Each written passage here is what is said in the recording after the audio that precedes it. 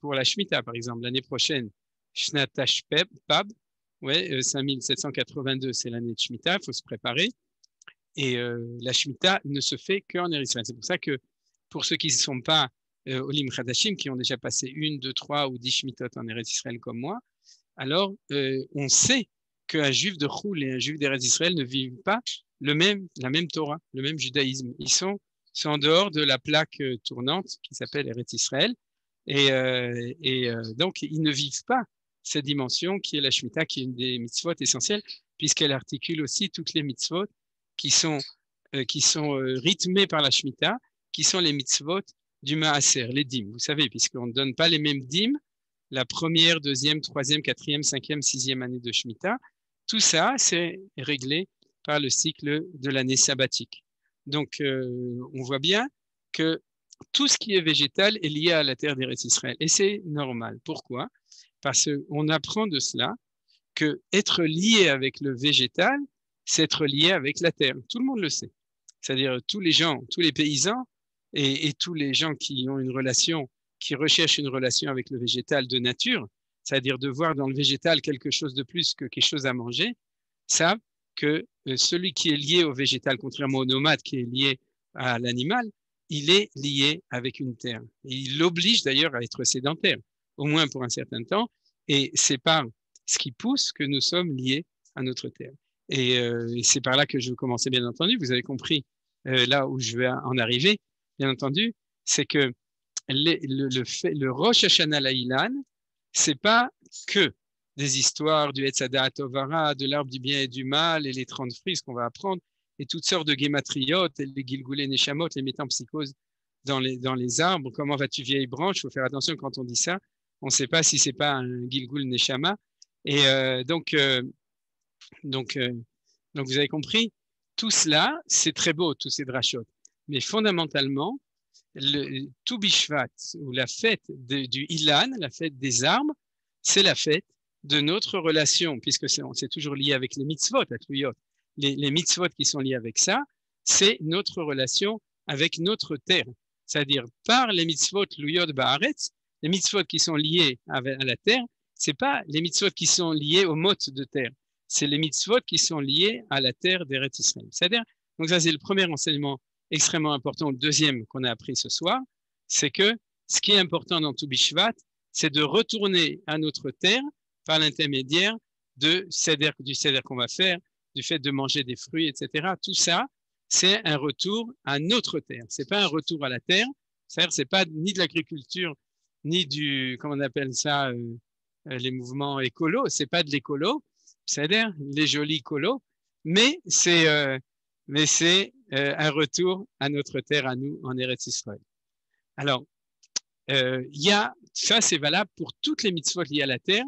Et il faut être honnête, il y en a aussi pour le premier Tishri, Netia, Irakot, etc. Ce qu'il y a de spécifique ici, c'est Rosh Hashanah, Laïlan. C'est-à-dire, pas comme on chante Tu Bishvat Igia Chag Laïlanot, mais Tu Bishvat Igia Rosh Hashanah, Laïlan. Donc, c'est pour l'essence de cette relation à la terre qui est celle de l'arbre. Alors, pour ceux qui m'ont suivi les années d'avant, j'ai déjà fait pas mal de shiurim sur cette idée-là, mais je me permets de reprendre certaines idées que j'ai enseignées il y a 5 ans, pour ceux qui étaient là et qui s'en souviennent, mais j'enseigne pas la même chose de toute façon, il y a juste une partie. Cette spécificité de l'arbre par rapport, par exemple, ici, Netiot et Irakot, c'est des choses qui sont liées plus à ce qu'on plante dans la terre, c'est-à-dire ce qu'on plante, et les Irakot, c'est les légumes, en gros, c'est ce qui pousse directement, les choses sur lesquelles on fait bracha de Boré Pri Adama, qui sort de la terre. Par contre, le soir de Tu Bishvat, on se lie à la terre d'Israël par les arbres qui poussent en Eretz Israël. Ça, bien entendu, d'autres années ou d'autres personnes vous parleront du lien avec le paradis, avec l'arbre du bien et du mal, etc. Parce que chez les kabbalistes, on fait un lien entre tout ça. Je voudrais juste pour vous rappeler pour mémoire que le jardin d'Éden, c'est un jardin, en effet, où Akadosh Baruch Hu, il a planté des arbres, Mikol et Sagan Achol Tochen, c'est-à-dire qu'il y a un lien très profond entre l'idée du paradis et l'idée des arbres. D'ailleurs, le paradis est devenu le Pardes, Paradise, Pardes.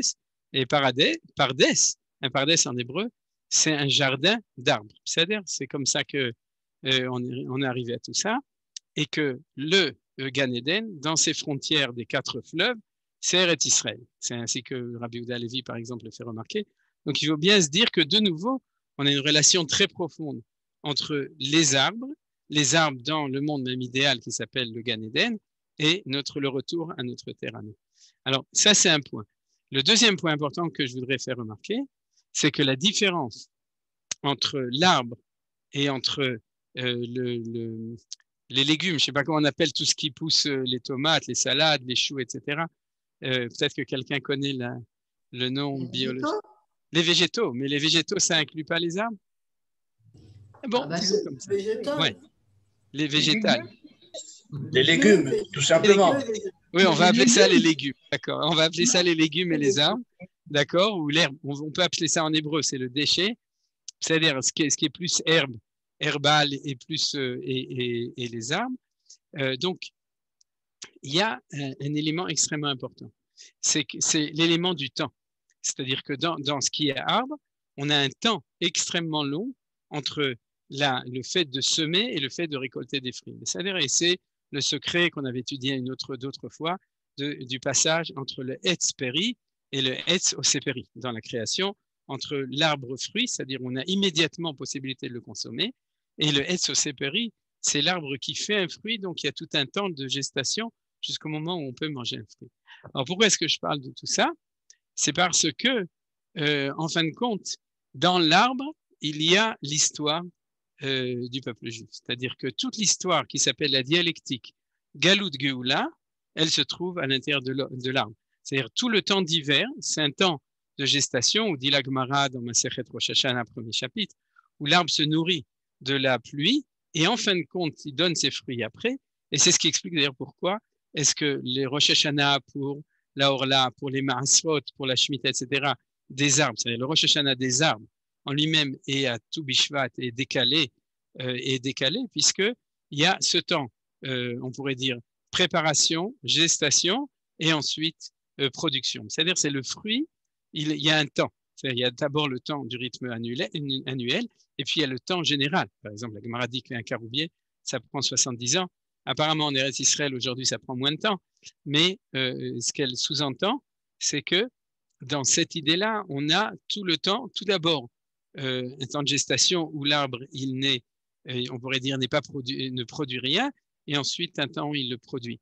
Alors, il y a trois cycles dessus. Le cycle annuel, pluie, hiver, et ensuite les fruits qui sortent après, comme vous le savez, à partir de tout Bishvat jusque l'année d'après, puisqu'aujourd'hui, on a les agrumes qui sont extraordinaires.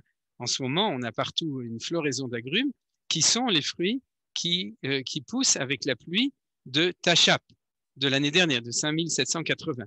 Et on donne les Trumot ou Masrot en fonction de l'année de tout Bishvat de l'année dernière. Vous comprenez? C'est-à-dire qu'il y a un décalage entre investissement et puis les fruits. Et on a un deuxième décalage comme ça, c'est le principe de la Orla. C'est-à-dire qu'il faut attendre 3 ans au moins pour pouvoir consommer des fruits. Et le troisième, c'est celui du temps de l'arbre lui-même, son temps qui pousse. Tout ça, ça montre que l'idée du fruit qui sort de l'arbre correspond à quelque chose de beaucoup plus profond. On parle des fruits d'Eretz Israël. Donc, on a appris dans la première mission la géographie.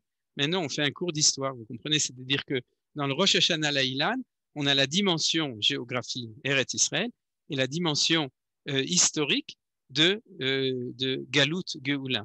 Et c'est pour ça que nous dit la Gemara dans le Talmud Bavli, Masechet Sanhedrin, page 98, folio A, Tzah, V'amar Rabbi Abba, vous le connaissez, V'amar Rabbi Abba, En lecha ketz megulemize, shenemar, Vatem are Israël, Anfechem titenu, Ferechem tisou l'Arm Israël, qui kervu lavo. C'est-à-dire que la Gemara là-bas s'occupe de savoir quand et comment va venir la Géoula à la fin des temps.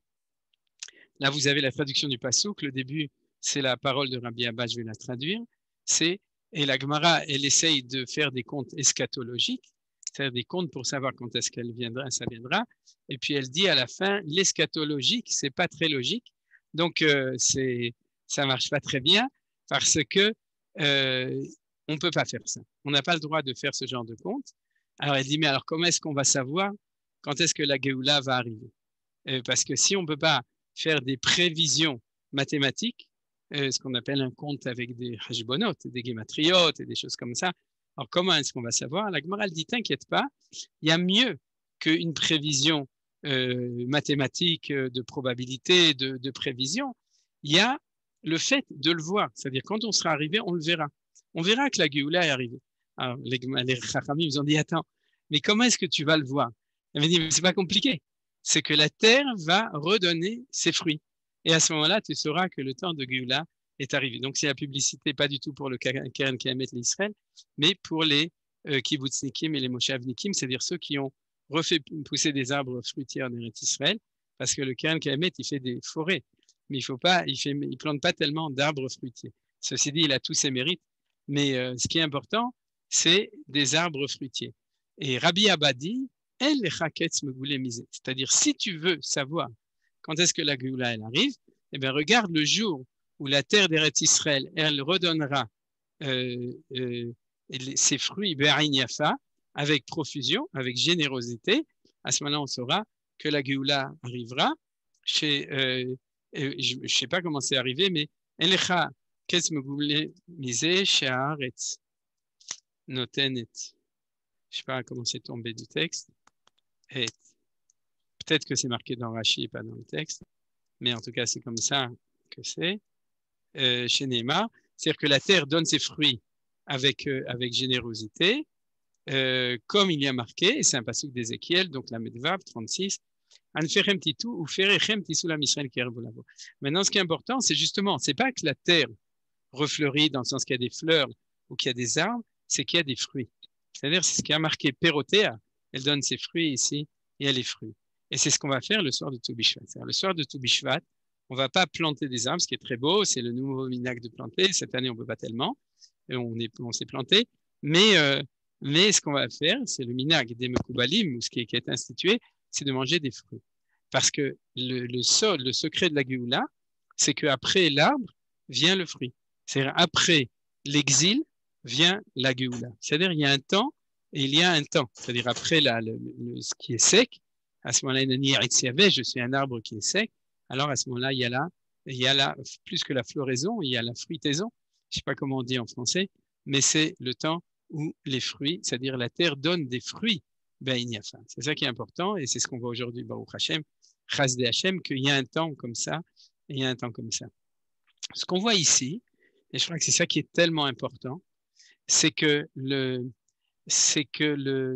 n'oubliez pas, on a vu déjà que l'arbre et de manière générale le végétal sont l'essence de notre relation vis-à-vis de la terre. Vous comprenez? C'est-à-dire notre terre, c'est ce qu'on appelle les mitzvot, les mitzvot ou les arbres eux-mêmes, mais en tout cas, et les mitzvot qui sont liés avec les mitzvot teluyot ba'aretz, ces mitzvot qui sont reliés avec la végétation, c'est les mitzvot qui nous relient avec la terre. Alors, si cette chose-là, c'est pas seulement des mitzvot, c'est pas seulement un lien avec la terre, mais c'est un lien avec l'histoire, ça veut dire avec la présence de Dieu dans l'histoire, ça veut dire que Akadosh Baruch Hu a un niveau de communication avec nous qui s'appelle la communication avec les plantes. Et c'est ça qu'on voit. C'est-à-dire que quand le Mashiach viendra, Dieu nous préviendra que le Mashiach est arrivé, non pas en voyant l'âne blanc du Mashiach, c'est possible qu'on le verra aussi, c'est-à-dire Ani verochev al chamor, c'est-à-dire mais on le verra parce que Dieu nous préviendra que le temps est arrivé en nous montrant que les arbres ont arrêté d'être secs et qui donnent des fruits. C'est-à-dire qu'ils sont devenus des arbres qui sont fertiles. C'est-à-dire que la terre d'Israël donne des fruits. Perourvou. Il y a une fertilité et c'est comme ça qu'Akadosh Baruch Hu nous prévient, je suis revenu. Si Hachem est revenu, la présence d'Akadosh Baruch Hu est revenue, alors la terre redevient, comme disait Manitou, ce n'est pas la terre sainte, c'était la terre enceinte. C'est-à-dire, mais ça c'était pendant 2000 ans, elle était enceinte. Et maintenant, elle est devenue, on est après la Leda, Baruch Hashem Mazal Tov, c'est-à-dire que la terre enceinte a fini par accoucher ses fruits qui sont Pérotéa, Perurvu, ces fruits, Be'ain Yafa, avec profusion, avec Ain Yafa, c'est-à-dire avec générosité. Alors ça veut dire quoi? C'est qu'Akadosh Baruch Hu, une des manières de nous parler, de dialoguer avec nous, c'est avec la terre. Où est-ce qu'on le voit en négatif? On le voit en négatif dans le chemin. On le dit tous les jours. Vous vous souvenez, dans le deuxième passage du chemin, à ce moment-là, il nous dit, si jamais tu te trompes de chemin, d'accord? À ce moment-là, Va'atzar et Hashamay, Ve'lo yematar, Ve'adama. D'ailleurs, au début, il y a marqué le contraire, il y a la profusion. D'accord? Ve'achalta, Ve'asafta deganecha, Ve'tiroshcha, Ve'itzarecha. C'est-à-dire, il y a le côté très positif. Si tout va bien, si tu fais les mitzvot, si on s'entend bien entre nous, alors, qu'est-ce qui se passe? Comment tu sais que tout va bien? Arrête notenet perotea be'ayin yafa. La terre donnera ses fruits avec générosité. Donc, natati isev besadecha livemtecha, ve'achalta, ve'savata.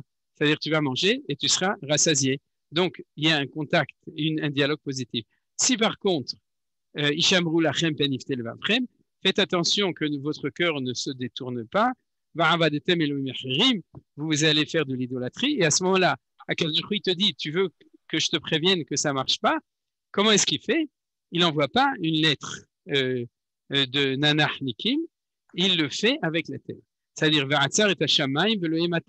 il ne pleut plus, donc il ne nous plaît plus.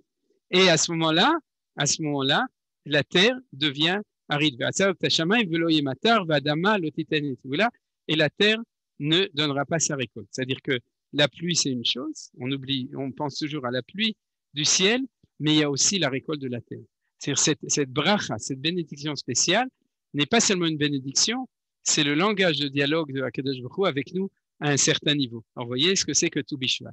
Tu Bishvat, c'est le premier rang de cette relation avec la terre d'Eretz Israël, avec la présence de Dieu dans l'histoire du peuple juif sur sa terre, et avec sa manière de nous parler. Lui, quand il nous parle avec la terre, avec le ciel et avec la terre, comme on l'a vu dans le Shema, et comme on le voit dans cette si belle Gemara de Masechet Sanhedrin. Et il y a encore un dernier passou que je voudrais dire dessus, c'est celui du début de Azinu. Comme vous savez, Azinu, c'est l'histoire du peuple juif. C'est pour ça que normalement, on doit apprendre à Azinu par cœur. C'était comme ça, Vesima Vefiem, il fallait connaître par cœur la Shirat Azinu, le poème, le chant de Azinu qui se trouve à la fin de Sefer Dvarim. Pourquoi? Parce qu'un juif devait savoir que là où il se trouve dans sa vie, il doit connaître l'histoire du peuple juif, l'histoire, la manière dont Hachem dirige l'histoire du monde, l'histoire du peuple juif, et c'est ça l'histoire de Azinu. Eh bien, comment commence Azinu, donc cette histoire du dialogue entre Akadosh Baruch Hu et le peuple juif dans l'histoire? Azinu Hashamayim ve'adabera, que le ciel écoute car je vais parler, ve'tishma haaretz imrefi. Donc, c'est un dialogue de parole dans lequel on a le ciel et la terre. Et comment est-ce qu'il dialogue? Ya'arov kamatar likri, ma parole, mon enseignement est comme de la pluie, tizal katal imrati, et donc mon discours distille comme la rosée, qui sirim à les déchets, vous pouvez lire tout ça, la traduction de l'autre côté, mais ça veut dire que Dieu nous parle avec la pluie sur la terre, pas avec la pluie qui rend fertile la terre d'Eretz Israël, et c'est ça qui a marqué Vetishma Haaretz Imrefi. C'est-à-dire que nous devons ouvrir nos oreilles et entendre la parole de Akadosh Baruch Hu en regardant comment est-ce que les arbres poussent sur la terre d'Eretz Israël. C'est-à-dire, et c'est cette manière dont Akadosh Baruch Hu nous dit, il prend à témoin le ciel et la terre, car regardez Rashi, le premier Rashi de Azinu, car c'est les deux témoins de notre relation vis-à-vis de lui qui passent par notre relation de fertilité de la terre d'Israël. Voilà, ça c'était le premier enseignement important que je voulais vous donner. Le deuxième, vous me permettez, je dois prendre un autre screen. Où je suis? C'est-à-dire, je m'excuse, j'ai un autre. Voilà, ça c'est un dessin que j'ai fait moi et que beaucoup connaissent parce que je l'utilise à toutes les fêtes. Il y en a qui disent à toutes les sauces, mais c'est exactement la même chose. Surtout en hiver, on a tous des problèmes de sinus, vous savez, à cause du rhume. Et donc, c'est important d'apprendre les fonctions sinusoïdales. Et pourquoi? Parce qu'il faut savoir qu'il y a une correspondance entre l'année et une journée. Et ça nous permet de mieux comprendre comment sont axées toutes les fêtes de l'année. dans la mesure où, si vous voulez, depuis Rosh Hashanah, j'espère que vous avez à lire, c'est en hébreu, depuis Rosh Hashanah jusqu'à Rosh Hashanah de l'année d'après, vous voyez, et en passant par Pessah, on a, je ne sais même pas si on avait peut-être parlé aussi à Hanouka, mais de toute façon, ça s'étudie à toutes les fêtes. On a une première partie qui est l'hiver, où en fin de compte, la longueur, le rapport entre la longueur du jour et la longueur de la nuit correspond au fait que s'il y a plus d'heures de nuit que de jours, c'est comme si on était dans la nuit de l'année.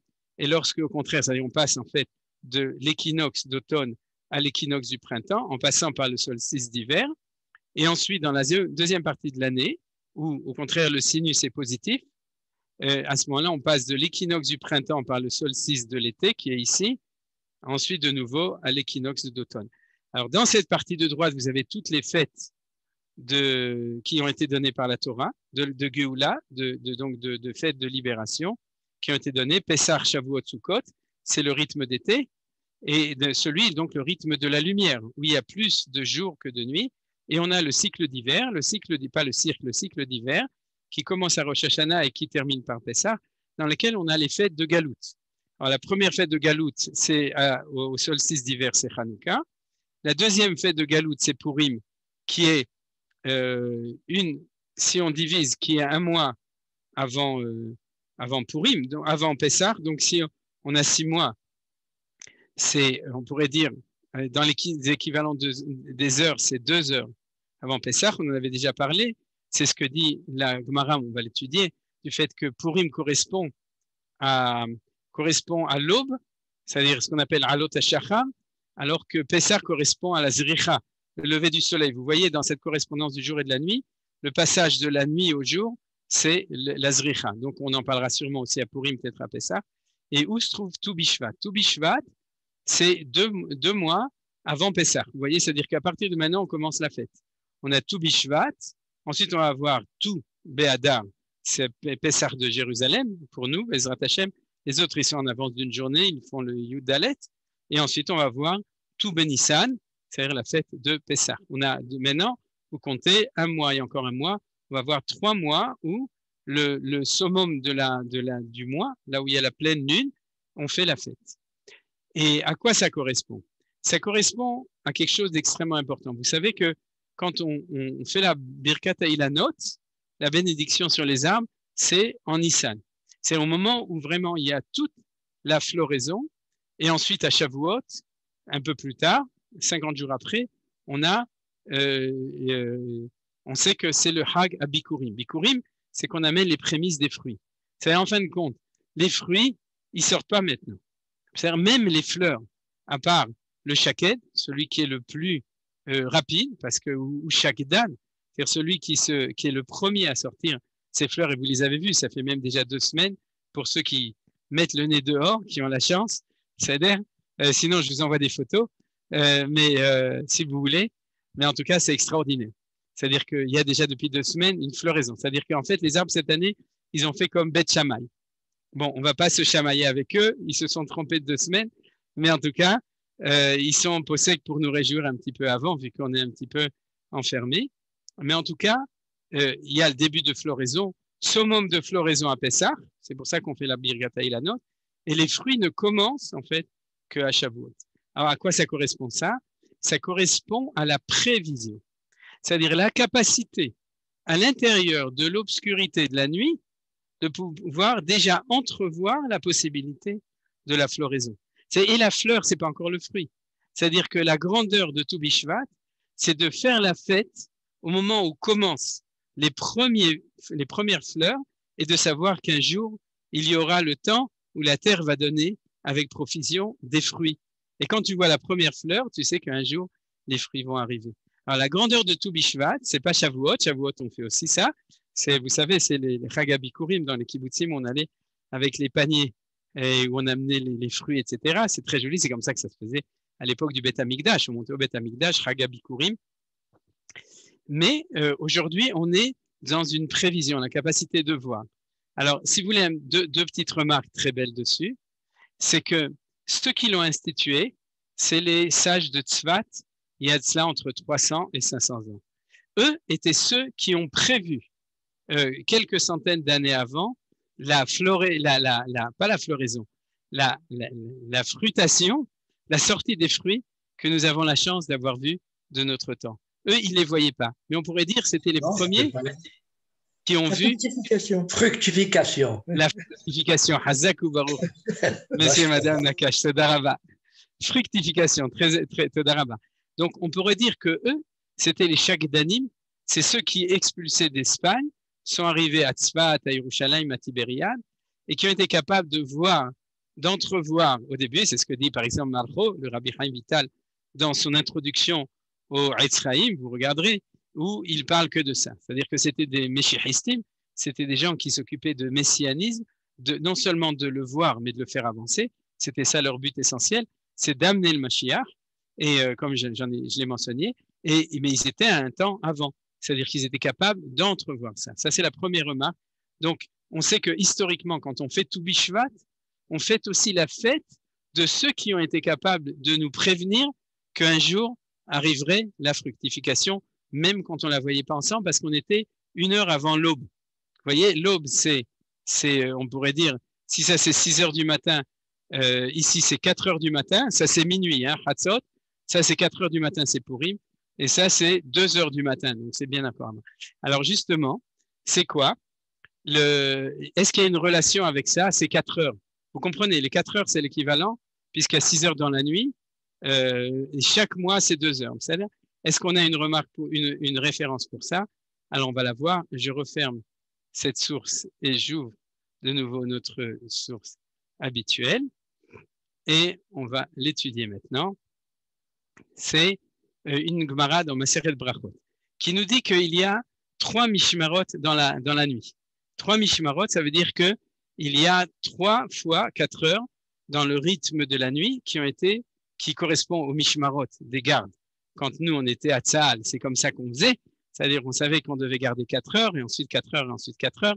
C'est-à-dire, mais le minag de Tzahal, elle vient de Tzva Hagana à la Kadosh Baruch Hu, c'est-à-dire que les armées célestes, dans lesquelles nous dit la Gemara, elle dit clairement que les Mishmarot d'en bas, c'est-à-dire les tours de garde en bas, correspondent à des tours de garde dans le ciel.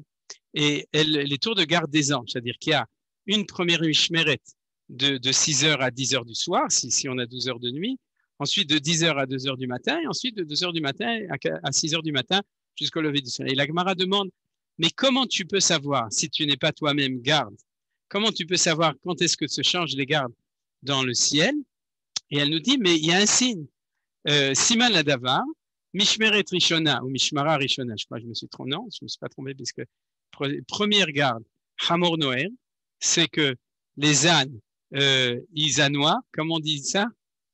Comment on dit Ibré. C'est pour ça qu'on n'arrive pas à s'endormir, parce qu'on se fait brère avec eux. En yiddish, on dit Nishka Braire. Et ensuite, le deuxième,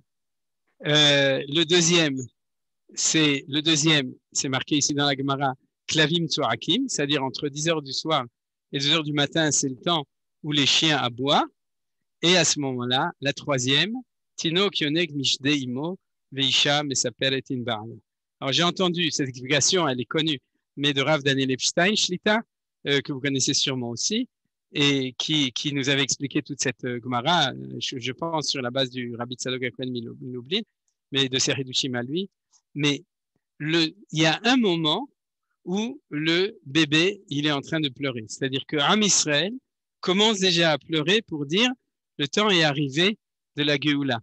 Et non seulement ça, mais Hicham et sa père est Imba'ala, c'est-à-dire que Knesset Israël, le peuple juif, commence déjà à parler avec son mari. C'est le début de la révélation de la Shrina. Et ça correspond à ce temps. Et si on compare le temps d'une nuit et le temps d'une année, ça correspond à Toubi Shvat. Alors vous avez vu, c'est extraordinaire. Parce que Toubi Shvat, c'est le début du dialogue. Mais comment est-ce que Akadosh Baruch Hu commence à nous parler? Non pas avec des fleurs, comme on disait en français, dites-le avec des fleurs, mais si c'est le cas, on le dit avec des fleurs, c'est la floraison de Toubi Shvat, pour en fin de compte le dire avec des fruits. C'est-à-dire, alors ça, c'est le Siman Adava, si vous voulez, le Siman qu'on avait. Alors je vois que le temps est déjà, on n'a plus le temps d'étudier le dernier texte, je vais le garder pour l'année prochaine, le dernier texte d'étude, donc on va se suffire de ça en tant que enseignement de préparation à Toubi Shvat. Comme vous avez vu, pour résumer tout ça, on va passer maintenant au Seder du Tou Bishvat à proprement parler, celui, comme je vous ai dit, de Constantine. Et vous m'excusez, mais c'est un défaut professionnel de dire Constantine et pas Constantine. C'est comme ça que les Constantinois m'ont appris à le prononcer. C'est pas de ma faute. Constantine. Voilà, exactement. C'est comme ça qu'on disait chez nous. Et le chapeau chinois. Et donc, on va passer au Seder de Tou Bishvat de Constantine. Ah, tu l'as, Monsieur Nakash, Hazak ou Baruch. Donc, pour résumer ce qu'on a appris, c'est qu'on va faire notre Seder de Pessah en pensant essentiellement à ces deux idées extraordinaires, c'est-à-dire que dans le fait de manger les fruits d'Eretz Israël, et les fruits d'Eretz Israël et les fruits en général, mais si possible, ce que je vous conseille, c'est d'acheter des fruits qui ont poussé en Eretz Israël. C'est-à-dire d'abord les 7 sortes de fruits, ensuite des fruits. Il y a un Rav qui a écrit un très beau Mahamar, Rav, j'ai oublié son prénom, Yossifoun, dans Arutz Sheva, que j'ai lu hier, et qui a amené des très jolies histoires, vous pourrez le trouver dans les Shiurim en ivrit de Arutz Sheva, et où il amène des histoires sur un rabbi qui est arrivé à Tveria, qui montait à Tveria à 300 ans, et qui faisait plein de drachot sur le fait et qui, une fois qu'il était mort en Israël, il refusait de manger d'autres fruits que des fruits qui ont poussé en Eretz Israël. Il y avait une famine, j'ai oublié son nom, le nom de ce rebbe, mais il y avait une famine, il n'y avait pas de quoi manger, il n'y avait plus de blé, sauf du blé de Routzlar. Ah oui, il a amené un pasouk. Il a dit, et si tu diras à l'année de Shemitah, qu'est-ce que je vais manger? Elon Isra, Velon Itzor, on ne va rien semer, on ne va rien récolter. Et à quel jour je dis, Vetsivité de Birchati, je donnerai ma bénédiction et tu mangeras de la 6e année pendant 3 ans jusqu'à la nouvelle récolte. Il dit, mais si tu peux faire de l'import-export, pourquoi tu as besoin d'une bracha?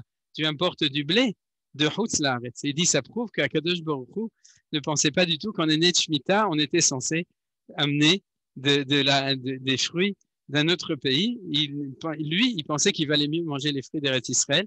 Et donc, il a dit Vetsivité de Bichati. Donc, pour que la bracha vienne, il faut que nous-mêmes, et donc je vous conseille de manger, en plus des 7 fruits d'Eretz Israël, de manger aussi des fruits Totzeret Haaretz, tout ce qui pousse, et vous verrez, c'est pas difficile de trouver 15 fruits, 20 fruits, 25 fruits qui poussent tous, parce que tout, Baruch Hashem, pousse aujourd'hui, tous les fruits poussent en Eretz Israël. Donc, on a la bracha Baruch Hashem. Alors, passons au Seder de Constantine. On va, si vous voulez, on va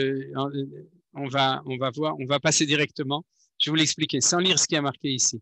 Le Seder qu'il a donné tout d'abord, je remercie beaucoup. Il a demandé qu'on fasse remarquer que ça a été fait par un site qui s'appelle Constantine Minagim Nekuda.com, c'est-à-dire qui est fait par un juif yerushalmi qui s'appelle Binyamin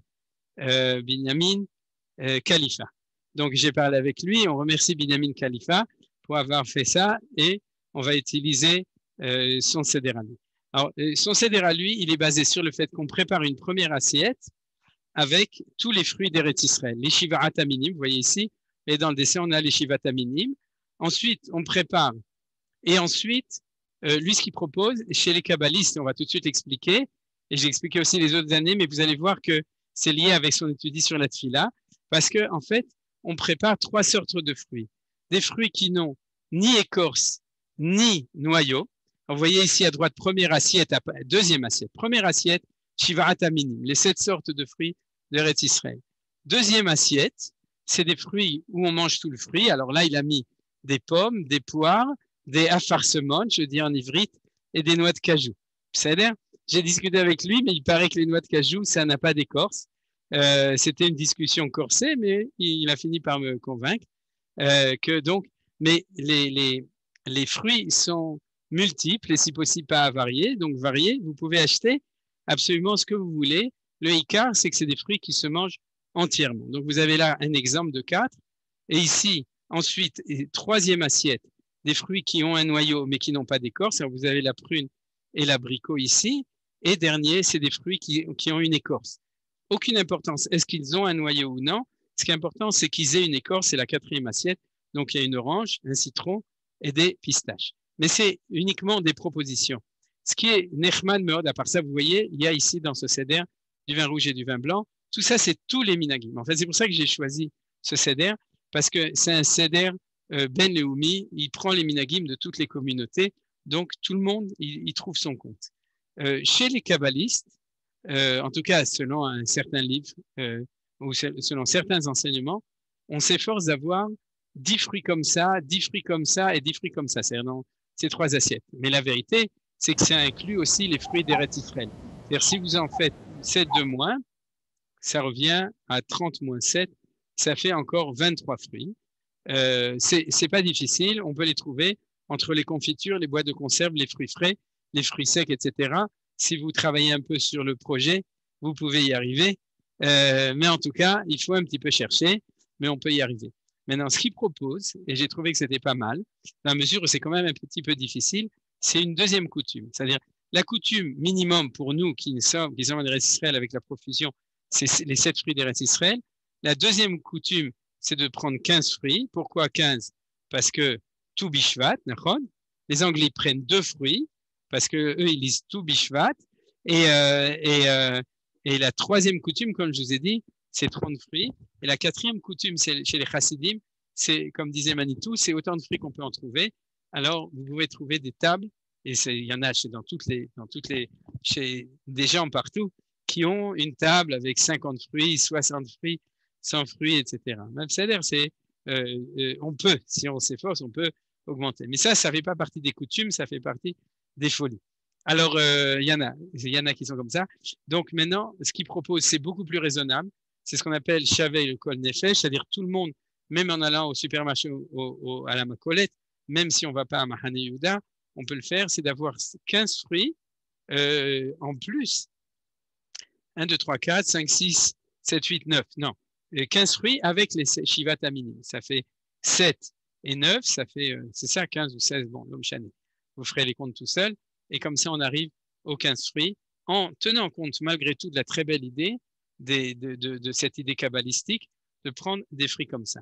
Alors, pourquoi est-ce que les Mekoubalim, ils ont cette proposition-là? Parce que ça correspond à ce qu'on a étudié dans la Tfila, aux 3 mondes intérieurs. C'est-à-dire que quand Akadosh Baruch Hu a créé le monde, tout d'abord, il y a la Hatzilut. Hatzilut, il n'y a pas de fruits sur la Hatzilut. C'est-à-dire, la Hatzilut, c'est le monde d'avant la création. Vous vous souvenez, il y a 4 mondes, Hatzilut, Beria, Yetzira, Asiya, ce qu'on appelle en Rachet Evot, Abia. C'est-à-dire ça, j'avais fait un cours dessus dans la Tfila, donc vous pouvez reprendre référence dessus. Les 3 mondes à partir de la création, c'est Beria, Yetzira, Asiya. Ce qui est très beau, c'est que le monde, en fait, il est dans la dialectique du bien et du mal. C'est ce qu'on appelle toujours le pense-bête. C'est que dès que le monde a été créé, c'est avec un bête, Bereshit de Bereshit, c'est-à-dire la dialectique du bien et du mal. Ce qu'on appelle en hébreu le péri et la kelipa. C'est-à-dire le prix, c'est le bon, ce qui se mange, et la klipa, c'est l'écorce, c'est ce qu'on ne peut pas manger. Alors, c'est une des manières de voir. D'ailleurs, chez les Mekoubalim, on parle beaucoup de klipot, c'est-à-dire donc, c'est la klipa, c'est d'un côté ce qui protège le fruit, donc c'est extrêmement important, mais ça fait partie des secrets, que ce qui protège le fruit est en même temps positif, c'est-à-dire qu'il n'y a pas de mal, il y a un mal nécessaire, on pourrait dire, c'est dans ce monde-ci, c'est ce qui protège. Et c'est aussi un sujet à étudier, c'est que dans ce monde, la klipa kodemet la pri. C'est-à-dire dans le monde de la asiya, le monde le plus bas, la klipa précède le fruit. De même, on a étudié que la nuit précède le jour, que la galoute précède la géoula, etc. Et que le mal, le Yetzer Hara précède le Yetzer Tov, référence aux Zohar HaKadosh sur l'âge qu'on reçoit le Yetzer Hara quand on est et le Yetzer Tov au moment de la bar ou de la bat mitzvah.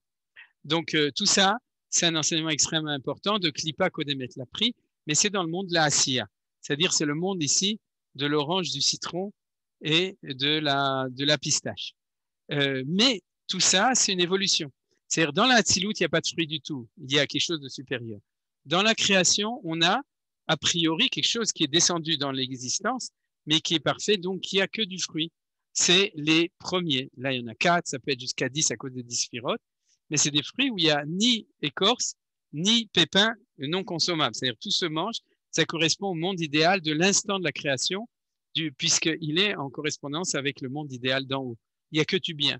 Ensuite, il y a deuxième stade où le mal commence à apparaître, mais on a plus de bien que de mal, et à ce moment-là, le bien est à l'extérieur et le mat, c'est-à-dire l'écorce, on appelle l'écorce le garine, bien que ce garine est extraordinaire, puisque c'est de là que va pousser le fruit suivant. C'est comme ça que ça procrée, mais dans le sens de la consommation, il n'est pas consommable dans ces fruits-là. Donc, il correspond au fait que en fin de compte, on a déjà le début de l'existence du mal avec Roubotov, une majorité de biens et une minorité cachée de rats, de non consommables. Et ensuite, troisième assiette de cette évolution, quatrième dans le Seder, c'est ceux où, en fin de compte, on est dans la Asiya. Donc, Beria, ici à droite, Yetzira, ici à gauche, et Asiya, le dernier, ici en bas. Donc, on a ces quatre assiettes, plus aussi, on va voir les autres choses. On passe en vitesse surtout. Bezrat Hashem, je vous expliquerai un tout petit peu. Alors, comment on fait? On commence par les Shiva Minim, parce que c'est le plus important, comme on l'a étudié aujourd'hui. On commence par, selon l'ordre du passou, vous vous souvenez, mais pas n'importe comment dans l'ordre du passou qu'on va tout de suite voir. Donc, le premier, c'est le blé, puisque ça correspond à Eretz Rita. Je ne vous ai pas imprimé le passou, je pense que vous le connaissez. Vous l'avez pris avec les chants du Gan de vos enfants et de vos petits-enfants. C'est-à-dire, le premier, c'est le blé. On fait mezonot. Celui qui fait motzi, c'est plus embêtant parce qu'à ce moment-là, il a peut-être des problèmes sur les brachot, les autres brachot. Donc, c'est pas conseillé de faire motzi au début du seder. Il vaut mieux faire motzi, faire une seudat mitzvah après le seder. Par contre, vous prenez donc un mezonot, un gâteau ou autre chose qui ressemble, sur lequel on fait mezonot, et c'est aussi le premier du pasouk. C'est-à-dire, Ségoula pour l'intelligence et le succès matériel, parce qu'on dit que Hita, c'est le da'at. L'enfant ne commence à parler que quand il a mangé quand il a mangé du Hita. Il reçoit le da'at et le succès matériel, vous avez compris. Parce que si on a du blé, alors on a un succès matériel. Et c'est pour ça que ce qu'il conseille ici, c'est de prier pour avoir un meilleur ma'aser à donner, c'est la parnassa. Alors, ce qu'il propose aussi, Minag Kanire Constantinois, je ne connais pas, c'est de lire les 15, puisqu'on fait sur 15 fruits, et qu'il y a 15 chants Shira Ma'alot, de lire avec chaque fruit un des psaumes. Comme ils sont courts, c'est aussi une bonne occasion, parce que ce n'est pas trop long. Pour les gens qui n'ont pas la patience, bien entendu, n'oubliez pas, ce n'est pas marqué dans la Torah, ce n'est pas le Seder de Pessah.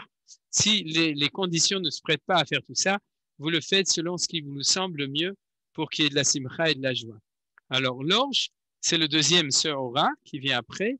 Lui, il propose des galettes d'orge, mais je ne vous propose pas, et je vais vous dire pourquoi, parce que Be'atzlacha, pour trouver des galettes d'orge, je ne sais pas où vous allez le trouver.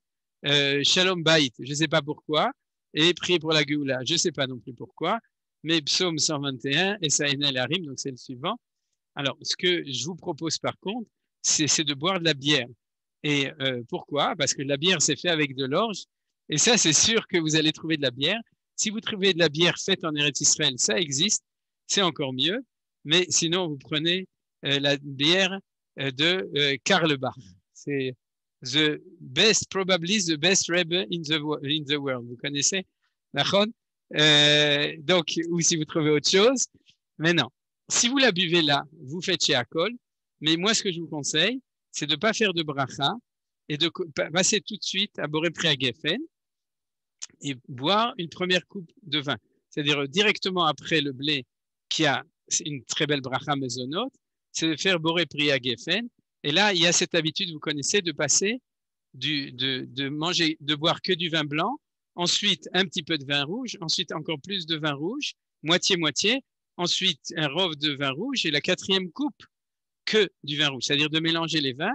Et là, je ne connais pas l'origine, je n'ai pas réussi à trouver, si vous connaissez, ils disent que ça représente l'automne, et le dernier, ça correspond l'équinoxe le solstice d'été, c'est-à-dire les 4 périodes, l'automne, l'hiver, le printemps et l'été. De ce point de vue-là, oui. Alors, on nous demande sur le chat, est-ce qu'on peut le panaché, c'est autorisé pour la bière? Qu'est-ce qu'on fait? Ah oui, bien sûr.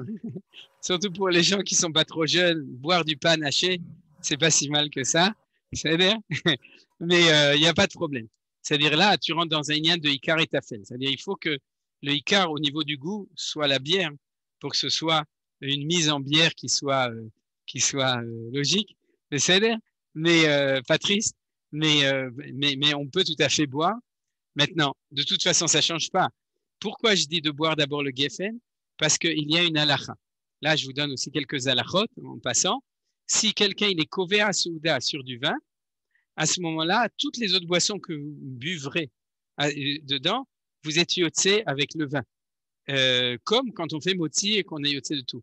Si par exemple après vous faites sheakol sur la bière, eh ben, ce sera une bénédiction en vin parce que vous avez déjà bu du vin auparavant. Donc c'est mieux.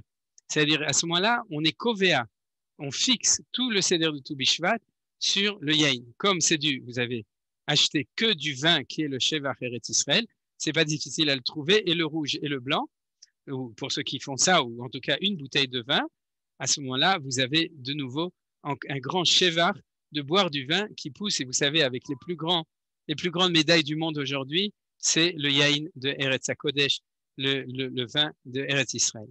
Alors, ce que je vous disais, c'est qu'après avoir vu notre sinus, même si on ne connaît pas, moi je ne connais pas la référence du mélange des 4 coupes de vin, c'est beau, parce que ça permet de penser ou d'expliquer cet enseignement-là. C'est-à-dire qu'on a, avec les 4 coupes de vin, ce rythme du blanc, c'est comme le vin blanc, ça représente l'hiver, c'est-à-dire ce qui est pâle, ou ce qui est la neige, etc. pour chez Yosef, chez nous pas encore, si sur le Hermon, et ensuite, le rouge au contraire, c'est le soleil, c'est la chaleur et tout, donc c'est le passage à la deuxième période. Donc vous voyez qu'en buvant ces 4 coupes de vin, vous pouvez vous remémorer le Dvar Torah dont on a parlé aujourd'hui à propos du rythme sinusoïdal de l'année. Alors bien entendu, on fait la bracha de Boré Peri à Geffen ou Gaffen, chez les Sfaradim bien entendu Geffen, et ensuite on passe aux olives. Alors point d'interrogation, pourquoi on commence avec les olives alors que c'est le 6e fruit de la liste des fruits? Vous savez? Et la Gemara répond dans Maseret Brachot, Kol akarov la Aretz Kodem. Tout celui qui est le plus proche du mot Eretz, il précède.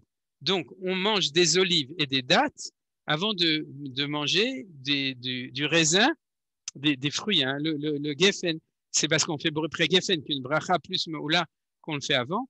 Mais si on a devant notre table, sur notre table, des raisins, des grenades, des dattes et des olives, on commence par les olives et les dattes avant les raisins, les figues et les dattes, excusez-moi les 3, parce qu'ils sont plus proches de la deuxième fois où il y a marqué le mot Eretz dans le passage, puisqu'il y a marqué Eretz Rita ou Sora Begefen ou Tena Verimon, Eretz, deuxième fois, Zetchemen ou de vache. Et le Rav Kook nous dit dans Aïnaya, l'explique longuement, mais il nous dit qu'en fin de compte, c'est ça. Et on ne mange pas les fruits par gastronomie ou par plaisir, mais on les mange pour être proche de la terre, comme on l'a vu aujourd'hui. Kol akarov la haaretz. Donc, on ne fait pas selon l'ordre des fruits, on fait selon la proximité avec la terre pour Bezrat Hashem nous aider à nous à se sentir proche de la terre d'Eretz Israël grâce à ça. Donc, c'est pour ça qu'on va faire sur les olives. Regardez, enfant de Tzadikim, pourquoi? Parce que dans un des Mizmorim de Shir HaMa'alot, marqué Banecha, Keshti Lezetim, Saviv le Shulchanecha, tes enfants sont comme des pousses d'olivier qui sont autour de ta table. Parce que vous savez que ce qui est spécial dans l'olivier, dans beaucoup d'arbres, mais plus, c'est qu'il y a des hiruretenim, c'est-à-dire qu'il y a des branches qui poussent toujours en bas, beaucoup de branches et qu'on peut couper et replanter. Alors, c'est comme si le tronc essentiel, c'est le père et la mère, et tes enfants, c'est toutes ces petites pousses. C'est pour ça qu'on prie à ce moment-là pour Akadosh Baruch Hu pour avoir des enfants de Sadikim. Mémoire, parce que manger des olives, ça risque d'enlever la mémoire ou de donner la mémoire. Et prier pour ses enfants, vous avez compris. C'est-à-dire, Boré Pri Agefen, Shir HaMa'alot, Aziz Samarti Bomril, c'est 122. On avance dans les Mizmorim. Ensuite, la date, parce que de nouveau proche du deuxième, Eretz. Du premier, les 2 premiers, c'était le blé et l'orge. Par contre, du deuxième, c'est la date et la sgoulotte, bonne santé, parce que les dates, ça donne beaucoup de bonne santé. Et ensuite, élévation spirituelle, parce qu'il y a marqué Tzadik, Katamar, Ifrach. Vous connaissez. C'est-à-dire, psaume 123, raisin, c'est le 3e dans l'ordre de la première série, c'est-à-dire du premier Eretz. Donc, les raisins, vous trouvez son zivoug et fertilité. Pourquoi? Parce que Eshtecha, de nouveau dans le même Mizmor Teilim, Eshtecha que Geffen pour Ya Be'arkete Betecha, ta femme que Geffen comme une vigne fertile, Be'arkete Betecha, dans les confins de ta maison. Vous savez qu'en général, quand on a la chance, on a une maison avec une pergola, avec des raisins, avec de la vigne qui pose dessus, et c'est le symbole de la fertilité. Donc, pour ceux qui n'en sont pas encore là, c'est trouvé sans zibouk, ou de nos enfants. Et puis, pour ceux qui ont déjà Baruch Hashem qui sont, alors c'est pour la fertilité. Et du coup, puisqu'on on passe à la deuxième coupe, vous pouvez prendre la deuxième coupe un peu avant, un peu après, ça dépend combien vous avez soif. Mais en tout cas, il faut l'équilibrer. En tout cas, on n'est pas obligé, mais c'est comme ça qu'il a proposé dans le seder des 15 fruits. Blanc et un peu de rouge, donc vous avez vu l'hiver. Ensuite, les figues. Sgoula améliorer sa patience. Je ne sais pas pourquoi. Seder, peut-être que quelqu'un y sait. Si vous n'avez pas de figues, vous pouvez boire de la bourra.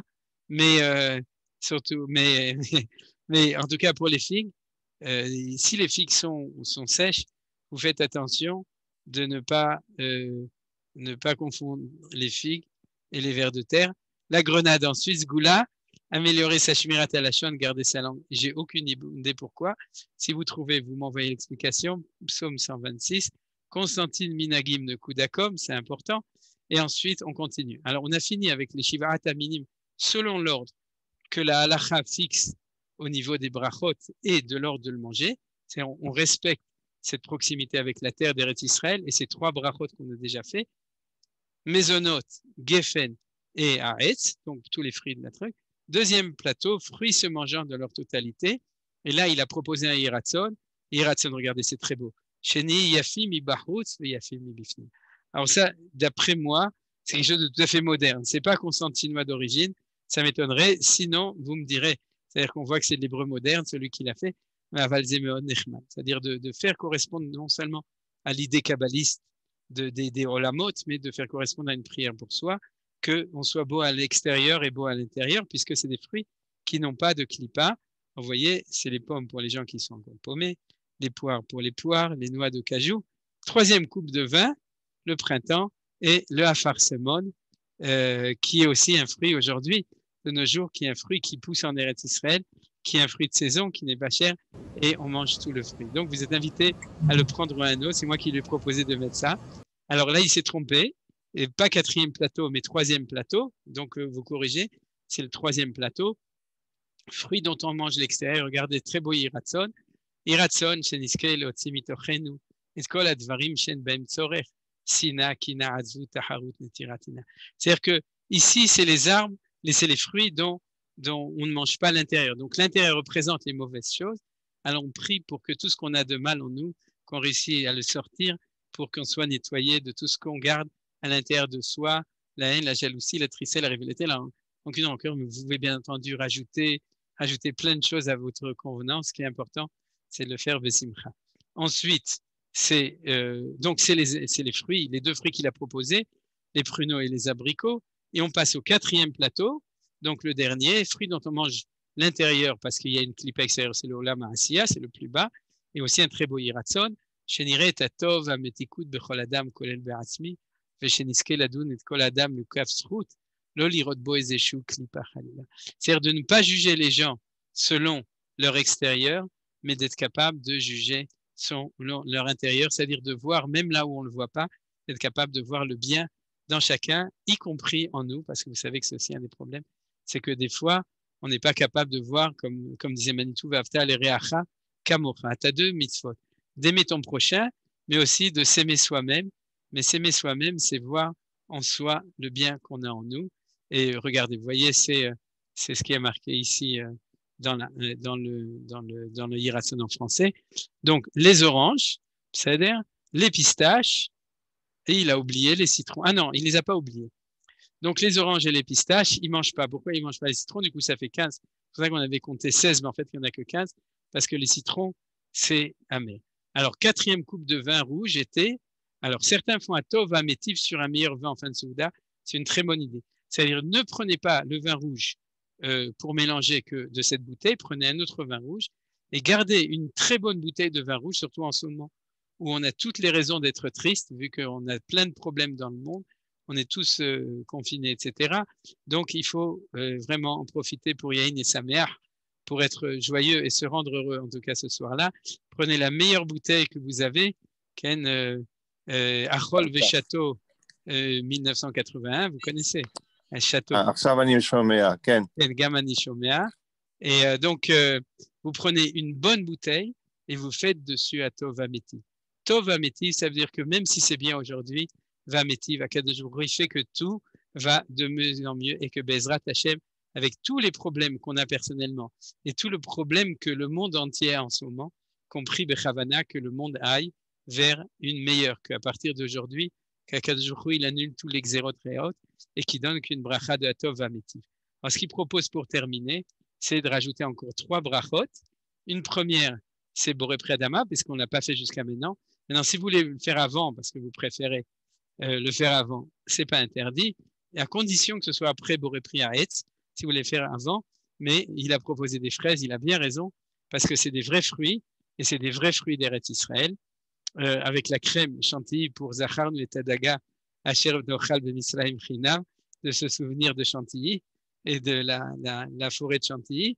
Et ensuite, pour terminer, une purée de fruits, compote marmelade. Mais là, faites attention, il ne faut pas qu'on voit les fruits, sinon il faut faire Boré Pri à Adama ou à Etz. Donc, je ne sais pas exactement. Peut-être le mieux, prenez des cœurs de palmier. Je vous propose maintenant, j'y ai pensé maintenant, parce que les cœurs de palmier, on fait dessus chez Akol Niabidvaro, et c'est pourtant un fruit complètement. Et c'est le seul fruit que je connais sur lequel on fait chez Akol, selon la Gemara. Donc, comme ça, en plus, il y a le côté du cœur. Rahmana Libaba'i, c'est que la Torah, il faut avoir un bon cœur. Donc, ce que je vous propose à la place de la purée de fruits, parce que la purée de fruits, si vous l'avez fait à la maison, en principe, il faut faire Boré Priaetz ou Boré Pri Adama. Et à la fin, pour être marbé, brachot, pour avoir beaucoup de bracha dans la maison, c'est de prendre un fruit qui a une bonne odeur. Lui, il a proposé le citron. Sinon, en ce moment, il y a aussi les fruits de la passion, c'est-à-dire passiflora, qui a une très bonne odeur.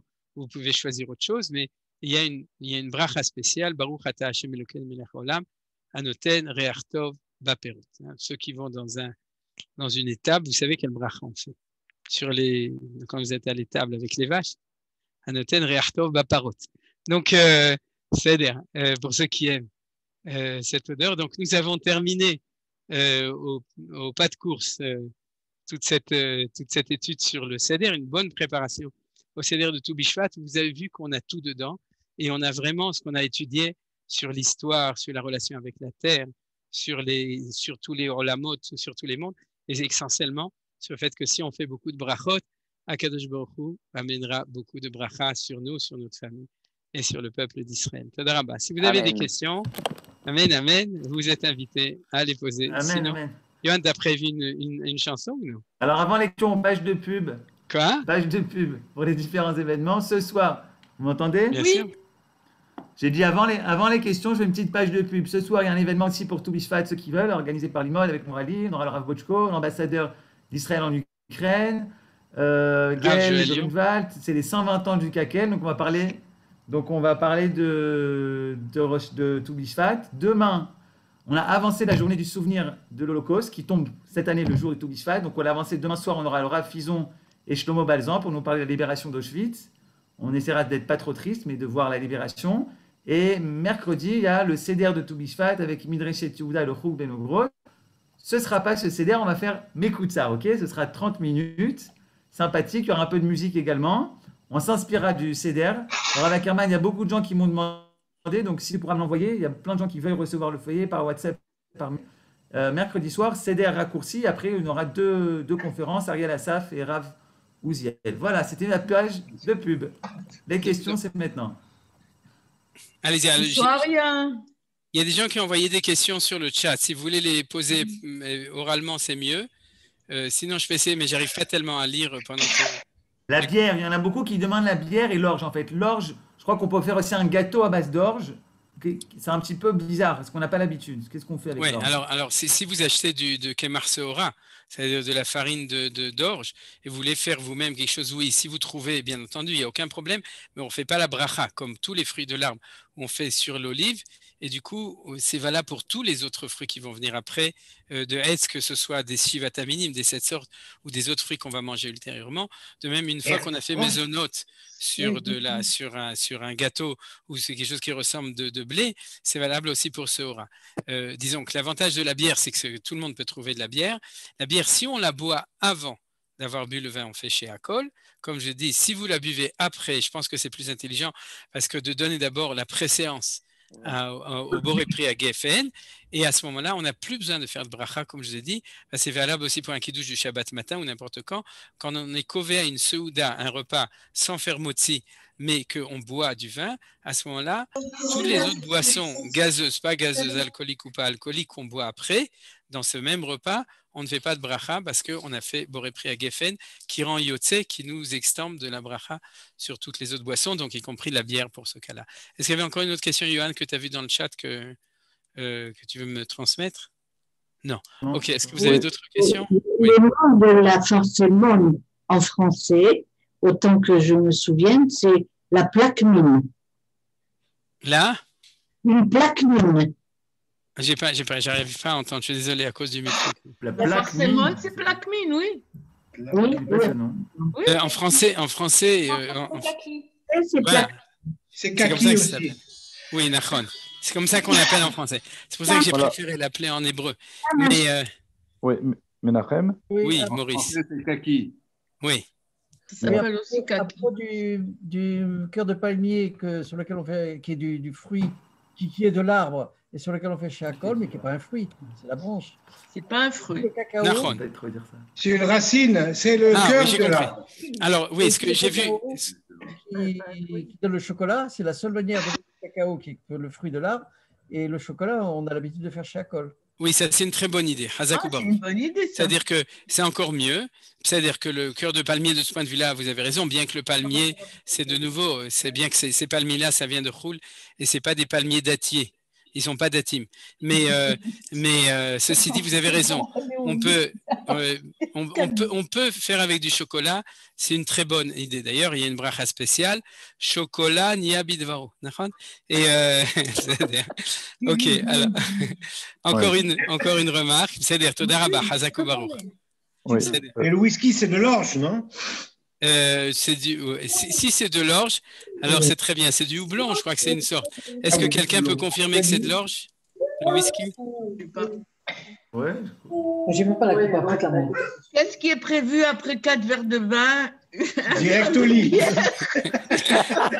À quatre pattes. Voilà.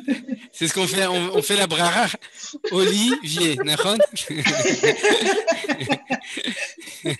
C'est la bracha que je dis pour les vieux, Olivier. Alors, on continue. Qu'est-ce que vous avez encore comme chez l'autre? Alors, Menachem. Oui, alors la personne qui a dit le cœur de palmier à la place de quoi? C'est la place de rien. C'est à la place du chocolat.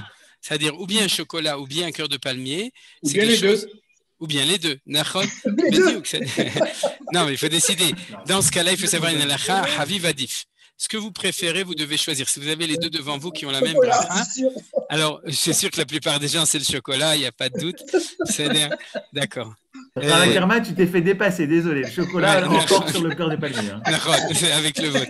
Et- Maurice, Attends, une si question. tu fais le chocolat avec des noisettes, ouais, alors tu dois chanter un chant Aou Azet, il est venu. Vous connaissez? Non? Aou Noisette, il est venu. Voilà. Allez, on continue alors. Maurice, Oui, alors, oui, Menachem, Oui. j'ai beaucoup apprécié ton intervention. Ouais. Et le signe de la Géoula, donc tu as dit, arrête notnet et perotea. Alors, sur une perspective historique, lors du siège de Jérusalem par les Romains, Flavius Joseph décrit une déforestation considérable. C'est-à-dire, après le siège, après la destruction de Jérusalem, il n'y avait plus d'arbres en Israël. Et donc, on en était à ce que je pourrais appeler le règne du minéral, ce que tu appelais domem. Mais domem, c'est la même racine que dmama. C'est la même racine que dimum, l'hémorragie. Il n'y avait plus rien. Et je dirais, cette désolation, ces immondices, cette absence de vie, s'est retrouvée jusqu'en 1869. Pourquoi 1869 ? Pendant ton intervention, j'ai recherché. Le grand écrivain américain Mark Twain écrit en 1869, lorsqu'il visite Israël, « Les vallées sont désertiques, c'est un pays morne, sans espoir, un pays qui brise le cœur. » Et 1881, la première alia. Donc, nous avons ce témoignage de Mark Twain avant la première alia, et nous voyons maintenant quel est je dirais, comment a fleuri Israël. Voilà. Azak ou Baruch Nifla, merci beaucoup. Chapeau. Merci, Où Maurice. est-ce qu'on peut trouver ce texte? Bonsoir, je Où voudrais est-ce qu'on peut trouver ce Ah, texte? le texte, je vais vous l'envoyer. Si vous pouvez l'imprimer ou vous le gardez sur votre Ce serait ordinateur. super. Et on le fait, c'est-à-dire je vais l'envoyer à Johan et je vais le mettre sur tous les autres WhatsApp, donc vous pourrez le descendre en tant que texte. Merci beaucoup. Bessimcha Merci Rabba, beaucoup. Yoel. Je trouve courageux quand même que les Constantinois aient tout simplement balayé le hétrog. On le voit. Ah, on l'a oublié, tu as raison, mais dans le titre, dans la première feuille, il le marque. Youssef, j'avais oublié. C'est-à-dire que tu as raison, même, je pense que le mieux, si quelqu'un est hétrog, c'est de faire Reartov apéro sur les hétrog. Surtout qu'en plus, il y a certains on met de la commentateurs. confiture d'étrog. On met de la confiture d'étrog. Voilà, exactement. Merci Youssef, merci de le rappeler. C'est marqué, je ne l'ai pas lu, c'est-à-dire dans son introduction, il le rappelle. Et vous avez tout à fait raison. Donc, il faut le mettre en plus parce que ça fait partie aussi des très beaux minagim et de prier pour avoir un bon étrog l'année prochaine. Hazakim ou Bruchim. Toda Rabba. Alors, quelqu'un peut encore rajouter ou poser une question, sinon on s'arrête là. Johan, tu as une musique? Non, j'ai zappé la musique là. On est trop. Après les 4 coupes de vin, là, j'ai oublié la musique. En tous les cas, chers amis, pour mercredi soir, on vous attend. Préparez vos assiettes. On vous enverra qu'est-ce qu'il faut préparer. Mais voilà, on va faire le CDR ensemble. Donc soyez présents avec des belles assiettes. Ma femme, elle va préparer. Les enfants, la petite, elle va préparer comment on fait les brachot. Donc on soit tous ensemble de loin pour passer ces bons conviviaux. Voilà. Ok, alors Kol Tov, shalom, et je l'envoie tout de suite, donc vous le recevrez immédiatement. Merci beaucoup.